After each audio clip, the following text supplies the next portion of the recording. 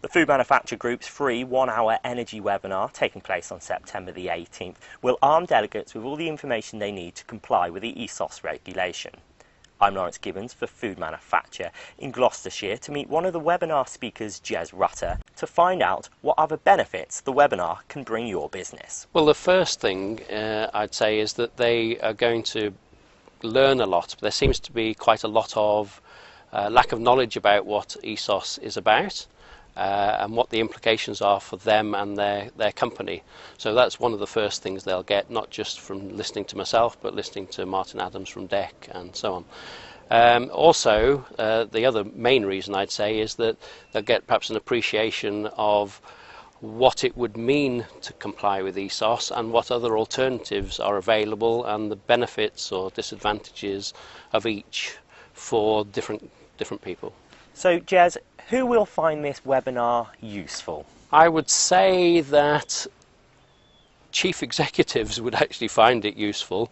Having said that, there are people within the any organisation who will be responsible for energy in particular. Even if it's not their main remit, it's probably someone in that area that will ultimately be responsible for actually compiling or helping pull together everything for ESOS. And should food manufacturers of all size register and then listen to this webinar?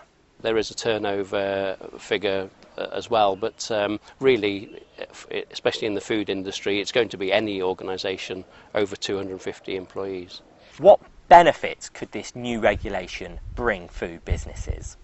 ESOS, I believe, is a great opportunity for all businesses to embrace, because whether they're at the beginning of the journey in looking at energy and environmental matters, or whether they are actually already very compliant and proactive in these areas, there's a choice as to how they deal with ESOS. So if you're at the beginning of the journey, then organisations should have ideas on how to improve energy. They should have a database of projects, and they should be prioritising these improvement ideas with a view to implementing them, because it's good business sense. If organisations have been through that and they're already at the point of maybe even complying with ISO 50001, then they have an option to actually use 50001 to be compliant with ESOS.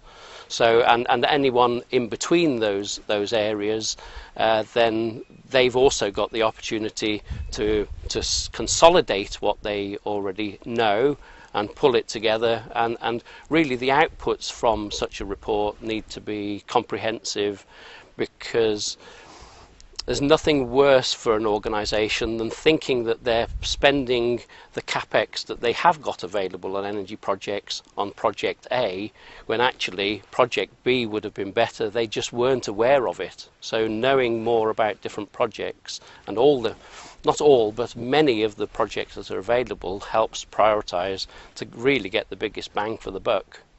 Are food firms clued up to what changes they'll need to make to their business to comply with this regulation? Well, as part of the preparation for this webinar, we've done a survey, which we've had a very good response to get people's impressions of what they know about ESOS, what their fears are, many other questions.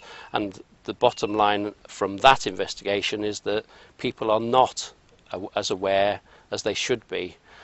Hence one of the reasons for putting together the webinar, to provide the information that will help organisations to understand what they need to do and how they can best take it forward. Jez, thank you very much. That's Jez Rutter with me, Lawrence Gibbons, for Food Manufacture.